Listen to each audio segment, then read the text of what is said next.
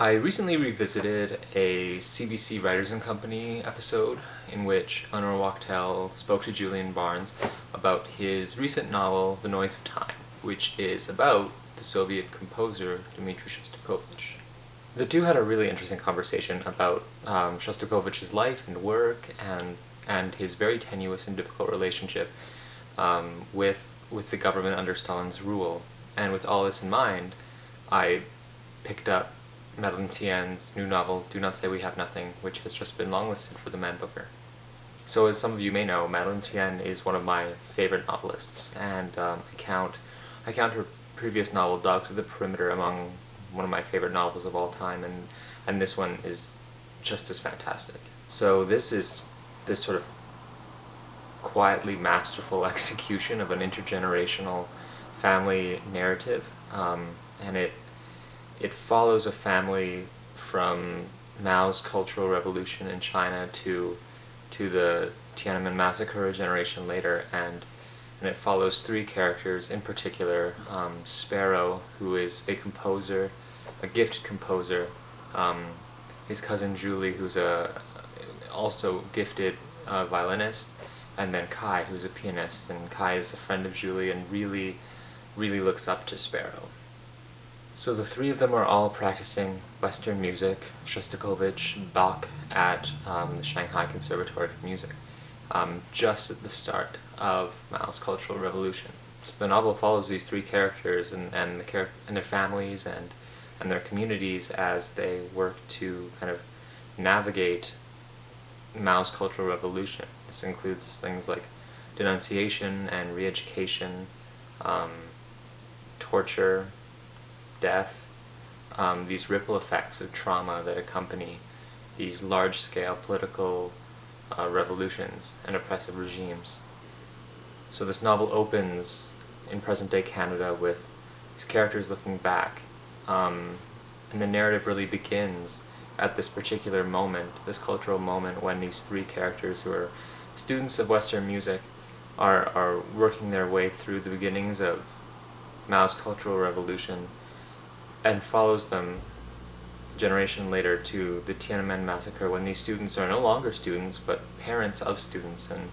And some of you may know about the Tiananmen Massacre, but it was student-led, and it was students versus the government. So there's a very interesting shift in perspective there, where those who were once kind of in the thick of this revolution then have to kind of witness it. So this novel is beautiful, and it's one that really rewards attentive reading. There are temporal and narrative jumps and shifts, and in the end they kind of all resolve beautifully, like a chord. And there's so much space in this novel to think within the novel, within what's going on, or what the characters are doing and saying, and the sort of political contexts, but there are also opportunities to kind of think outside of it. I'm really excited to do that because there are so many intertexts here. There's, of course, the work and life of Shostakovich.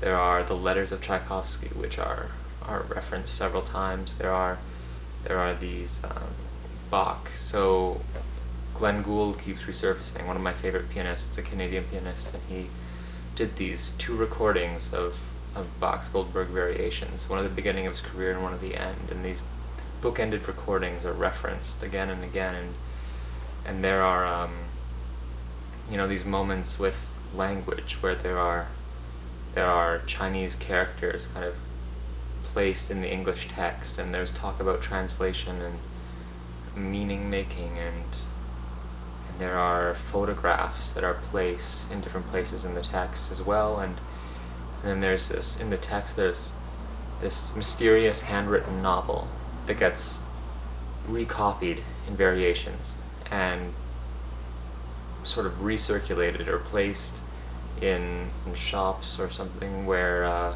they hope that a reader will find it and pick up on those subtle differences and make meaning from that. There's a lot of things I'm really excited to think more about and to revisit. It's really an incredible novel. So as always with Madeleine Thien, I can't recommend her work enough, and I do hope that you'll go and pick this up. It's published by Knopf in Canada and by Grant in the UK, and I hope with this Man Booker long-listed sort of nomination that a lot more people will discover her, because she's just magnificent. She's also started a Tumblr page for the novel that is a sort of archive, I guess, of artifacts, and it's really, after you've read the novel, a really exciting discovery, because again, it's all about meaning making and putting these seemingly disparate parts together to make sense of something. So I'll leave a link to that below. So thanks so much for watching, and do go check out Do Not Say We Have Nothing, and then let me know below what you think. Okay, thanks so much. See you soon. Love you. Bye.